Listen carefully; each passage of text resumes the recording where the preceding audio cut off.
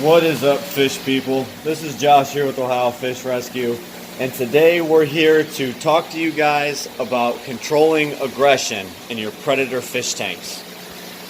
Now, some of you have asked, how do we have all these fish in this tank and stop them from fighting? Because there's certain fish in here that really should not be kept together, you know? So today's video is just going to be about controlling aggression in predator tanks and how we combat this at the rescue, and there's a lot of tips and strategies to doing so.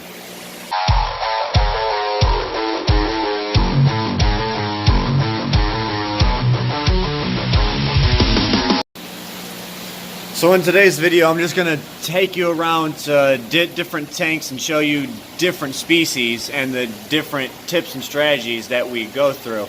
So looking at this 3,000 gallon aquarium, you see all these big old catfish in here that are usually pretty aggressive. You get them in a smaller tank, or you get them in a tank to where they're one catfish by themselves, and they can, cause havoc on a smaller tank. Same thing with these alligator gar.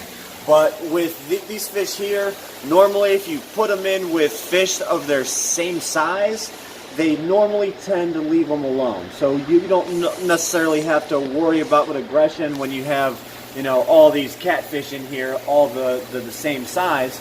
You don't really have to worry about it. But come to like gar, those guys can get pretty feisty. So the trick with gar, we know normally if you have one, he likes to be tank boss. But if you have two or three, they sort of seem to put each other in their place. So if you cook them out here, we had a problem with, where are they at? These platinum gars. They are very territorial, and they like to chase all the new fish around in the pond when we first put them in. Now, we do have 3 gar in this pond, but being that there's so much room, they like to have a little bit more attitude. So adding more gar in here would lessen that aggression, or putting them into a smaller tank with more gar would do better. But say even in this pond, we have the bass there. He's pretty aggressive because he's the only bass in this tank. There's no one to compete with him as far as who's king of the bass. So if we would have more bass in here, then the bass will be fighting with themselves. He tends to leave everyone else alone.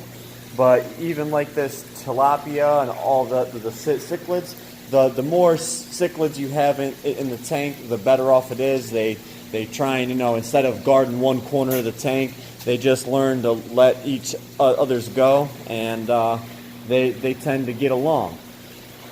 So, but looking at these African cichlids down here, I've come to find out, having all males in a tank is best for you. So they don't try and fight over females, but it's kind of hard to sex every single cichlid if you have 50 to 100 in a tank like we do here. But we've got a system here to where we add in a bunch of hiding spots, and the pairs will pair off and take off one corner, and they'll breed and be fine. Now we haven't lost any in this tank. They seem to all get along because I provide them with enough hiding spots to be able to curb their aggression and be able to get away from the aggressor who might be chasing them, so that they can run behind this rock. If this orange cichlid here is chasing them, they can go ahead and get away and not cause any more problems. So getting into the meat and potatoes of this video, so you come in here and you see these clown knives. Now normally clown knives can be very aggressive to where you can only have one per tank. So the trick with these clown knives is the rule of thumb would be is if you have a clown knife in the tank, if you have 5 or more, you can normally curb their aggression enough to where they can all get along. There's not 2 or 3 trying to fight for dominance inside your tank. There's enough in here that they just tend to leave each other alone. So you can see there's 1, 2, 3, 4. There's 5 right there. There's 6 and there's 7. So there's absolutely too many clown knife, and there's number 8 right there. There's too many clown knives in this tank to be able to have one establish that he's the dominant being in this tank, because it's just physically impossible for him to fight off 6 different fish. Now the same thing goes for over here. As you guys can see, I have a big school in here. Now it's because I have numbers in here that they tend to leave each other alone. Now the same thing goes for, say, arowana, of course. If you have 1 or 2 in a tank, they can normally fight, and sometimes they will fight till the death. Now, I'm not saying you can't get lucky and you might get, 2 nice arowana that seem to get along. I'm just going by vast majority of the problems that people have when they get these fish. So in here we have 4 arowana, and they tend not to fight. The only time we have a problem is if I add a new arowana to the tank. My big guys over here will pick on them for like the first 2 days, and then they will let them be afterwards. So coming over to tanks like this, now as you guys can see, this is mainly Pittsburgh's tank here, but there are a few eels in here. We have this 2.5 foot black spotted eel. There is biters in here, there's datnoids, there's big 30-inch tire track eel over here. There's a few other tire track eels in here. Now sometimes the eels do start to get a little bit aggressive, and the same thing with the datnoids. They seem to find a little nook and spot that they like to defend, and they try and keep fishes away from it, and they try and fight each other. So usually with this tank, I will, every few months, I will rescape it, and I'll move the centerpiece around. I'll move all the decorations around, so the fish are kind of overwhelmed with rescaping the tank. It sometimes stops them from fighting, and that's another idea to curb aggression when coming into semi-predator catfish. Okay, now coming over to this tank here. Now, we have had a lot of problems in this tank with different fish trying to become boss. As you can see, we have these bass in here. These guys are pretty aggressive, but I've come to find out that if you just keep adding in more fish, like I don't know, say your Oscars start fending each other off. The more Oscars you put in, the less aggression you guys have. And it comes to show you, many of these people online have overstocked tanks, and that's not necessarily always a bad thing. Yes, it's bad on the fish. They should have more room. But a lot of these people over in, say, foreign countries and Asia, stuff like that, they have all these super packed tanks because it actually helps with controlling aggression. Now, let's take a walk over here and I'll show you. Like this guy right here, this is a flower horn. Now, as you can see, he attacks the glass when I come by the tank. I don't want to put him in a tank with anybody because he's just a big old meanie. Now, say there's certain fish over here that you just can't really control aggression with, flower horn being one of them.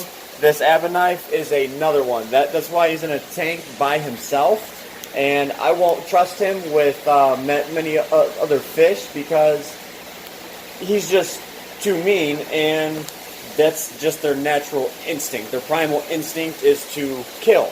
So there's just certain fish around here that I don't trust, that you can't really control aggression with. I mean, see, certain things down here like piranha.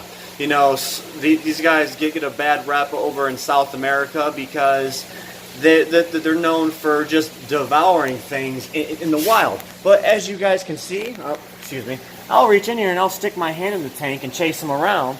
They're not going to bite you. As long as these things are fed, they're pretty much just docile little fish. Yeah, if you try and catch them, they might bite through your net. That's because they have teeth.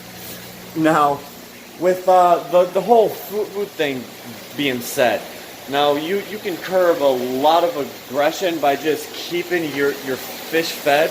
So if you come over here, you see that this the greenest. He's got a nice packed belly on him. So he's sitting there, he's full, and he's not really trying to search for food and eat fish and be aggressive, because he's just sitting here being content. Now coming over here to like these armadas, now I've come to find out you can only have at most 3 in a tank. So I have one got down here, he's healing up from being beat up. Now I've had luck with having 1 in a tank, 2 in a tank, 3 in a tank, but it seems as soon as I add that 4th fish in the tank, the big guy just starts getting very aggressive, and he just doesn't like it. I took him back out, and now he's fine with these 3 fish again. Now that might go into and go back to the 5 or more fish per tank. I don't know. I've never owned 5 armadas at a time to go ahead and test this theory out, because a lot to do with a lot of these fish are done by, hobbyists and just trying things out, because when you read up on a lot of these fish that people don't normally keep, it's kind of hard to get temperament, info and facts on these guys when people haven't kept 3 or 4 of them together. But usually when these guys get over, 2 foot, they start getting to the 30-inch mark. I've heard stories of, only one will survive. Same thing goes for the African tigerfish. They're usually a 1 per tank kind of guy when it comes to the Goliath. Now, when you start talking about, the Vitatus, they are a little bit more gentile. And then looking down here at the Hembargus wiki, the the devil cat, there is no controlling his aggression. You have to watch your hands when you stick it in the tank. So when I'm in there cleaning them, he does try and bite pretty much everything. He'll take towels and he'll bite sticks, and they're just pretty mean. Now, looking over here at like stingrays and whatnot. Now we have a bunch of males in this pond. If you have 2 or 3 males in a pond, one male will try and assert his dominance over the rest, and he might start attacking the rest of them. But if you have enough males in the pond, they're just going to basically leave each other alone. So, I mean, it all comes down to each and every fish. Everyone's just a little bit different. And then I have heard stories of success with, if a fish is being aggressive, you can take them out of this tank, and say, I transplant them over here in the 750, then he's going to be in a new environment, and he's not going to have that same attitude that he had in the last tank. So I've had good responses with that. Now, another thing that I've heard people talk about and try and do is if you have decorations in your tank. Now, one fish might try and take a liking to, say, this cave, and he'll try and protect that cave. If you take the decorations out of the tank, you basically negate that from ever happening. So leaving basically a barren tank, there's less, obstructions in there to try and guard and call territory his own. So looking out here in the pond, you guys can see that we don't have too much decoration in here yet, and that's for multiple reasons. For one, it's hard to decorate something this big. 2, these fish, will try and fight, so we're trying to give them as least amount of, decorations to try and fend off and call their own for now, because they they will end up trying to protect something. If they had caves in here, you know, one catfish will protect that cave and try and kill all the others. But being that it's just big and open, everyone just swims around, and there's not really too much aggression. The only problems we have is when we add new fish to the tanks. Then you have a problem with, you know, the new guy in the tank, and then they'll have a problem for about a day or two. So looking back at all the little different hints I gave you guys and tips and tricks, I hope you guys were able to learn a little something today. But remember, the number one thing that we use for fighting aggression is keeping your fish well fed. We do feed sometimes daily around here, some fish 3 times a day. Keeping them fed with a full belly will do wonders. They will just be content and be happy all day long. Yes, they might be fat sometimes, but you have a happy fish that don't fight. So I just hope you guys were able to learn a little something today, and I appreciate you guys for watching the videos. Stick around. We've got the new koi pond build coming up. We're going to do a step-by-step tutorial and all the products that we use for that, so you guys can, you know, possibly build your own tank just like this 3,000 gallon. As always, don't forget to like, comment, subscribe, and remember, stay fishy, my friends.